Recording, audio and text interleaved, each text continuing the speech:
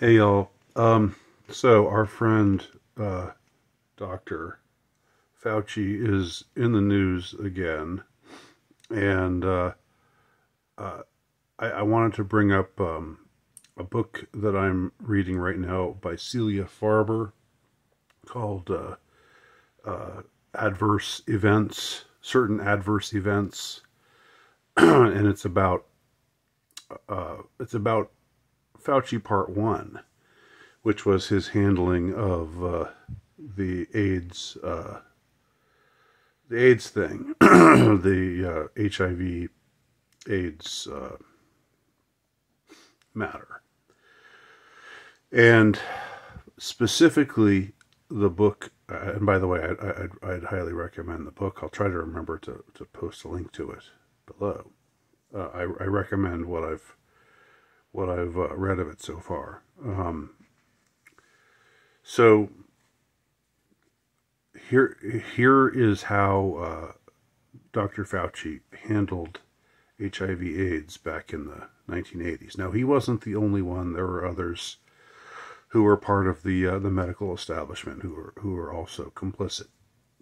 But here's something in particular that he did, holding the position of power that he did within the federal government, within the medical establishment.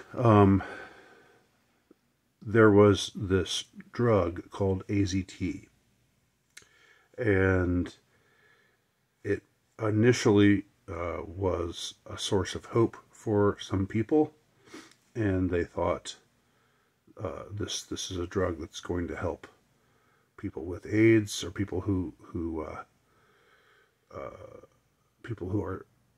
are ill, whether AIDS is caused by HIV or not, which is a different question that's also addressed in the book, but that's not one I feel as entitled to talk about here. It's certainly worth debating, but it's something I don't really know enough about, or I don't have enough information about to offer an opinion one way or the other. Nevertheless, there was this at the time this hope for people who were sick with this drug called AZT. Now, AZT had been around for a while. It had actually surfaced years before, and they tried to use it as a chemo drug, but it was just too toxic, and it had to be taken off the market, because it was like what people who endure chemotherapy have to go through. It was that times 10 or something like that. I mean, it was just shredding people's insides, and but they thought, okay, well, we've got this situation with this new virus, and AZT looks like it might help. And the first clinical trials supposedly showed, where they had certain people taking AZT and other people taking placebos, people who were very ill, that it seemed to show that AZT was possibly helping the ones who took it, and that they were less likely to get worse and less likely to die than the ones who were just taking a placebo. But as the author discusses in the book, this initial study was racked with problems. It was not truly double-blind, and all other kinds of things. It did not really suit the criteria of, what was generally agreed upon as a scientific study. But there was this real urgency to get the drug out there. And I mean, does any of this sound familiar? It's just, you think if you think I think AZT and COVID vaccine, or the Baj. Oh, I guess I should still go calling it the Baj, like my secret language for it.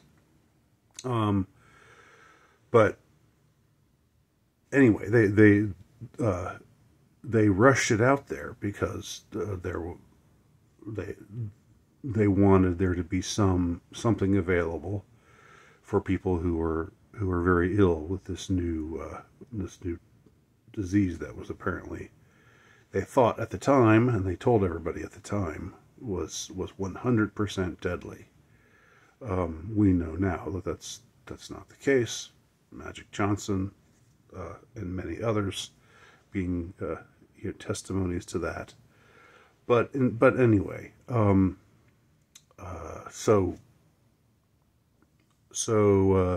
they put the drug out on the market, but initially it was supposed to be, okay, this is a drug that only should be used for people who are really sick, not just people who have been found to be HIV positive, but who aren't showing any symptoms, who are basically fine. But effectually, that was not how it got used. Effectually, it was something that they used on that doctors started prescribing for anyone who is HIV positive. And Fauci himself, even though he had access to all of the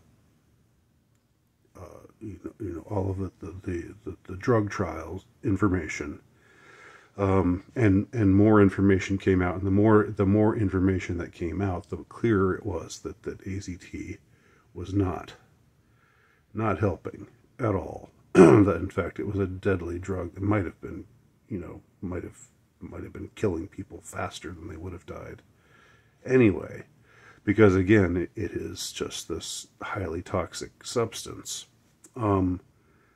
So Fauci, who had to have had access to everything, to all of the trials that had been conducted beyond the initial trial, which was bogus because it wasn't double blind, and all other kinds of problems with it. But as more and more information emerged, it was clear.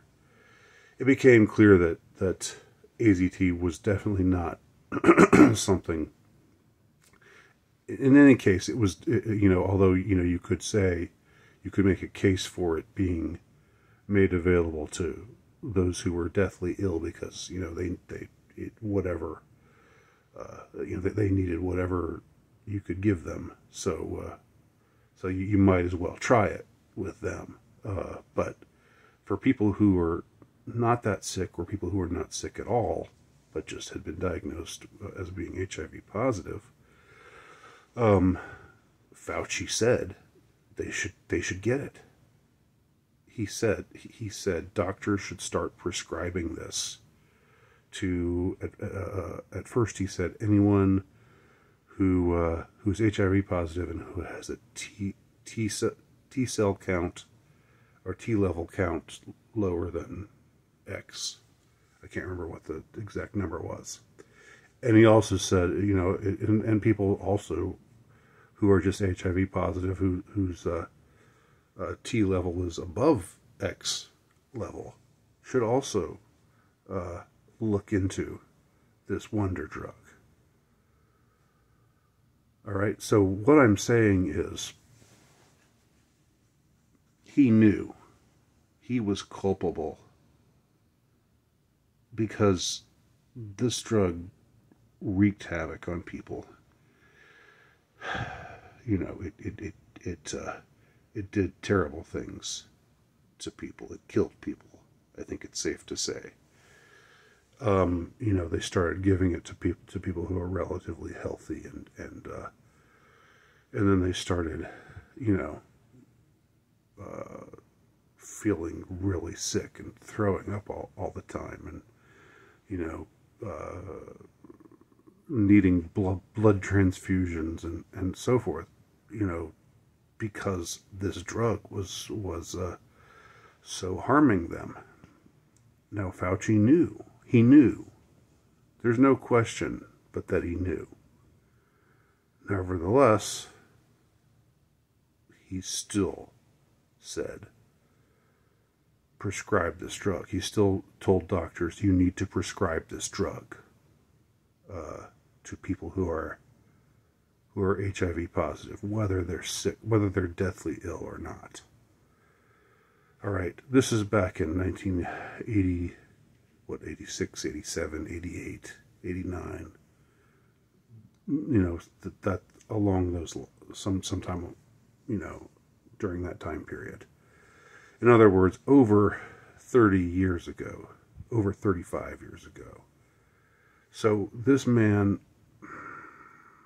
was guilty of severe malpractice over 35 years ago.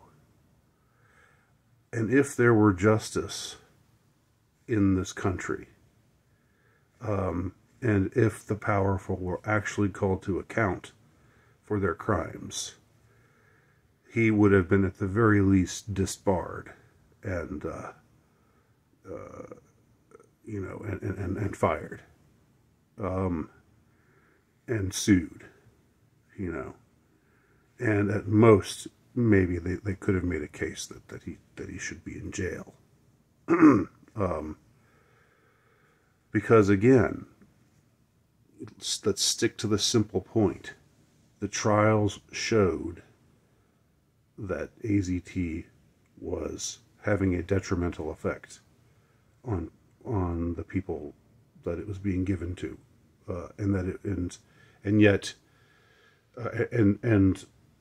while like I said, a case could be made that for the very, very, very sick, those are already on death's door, that maybe give them AZT and maybe that'll help them out a little bit, because you might as well try it in a circumstance like that.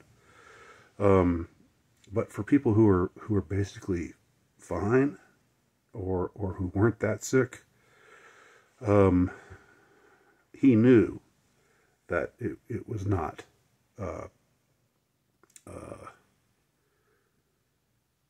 he knew the truth about what AZT was doing to people, and he kept prescribing it. He kept recommending that it be prescribed.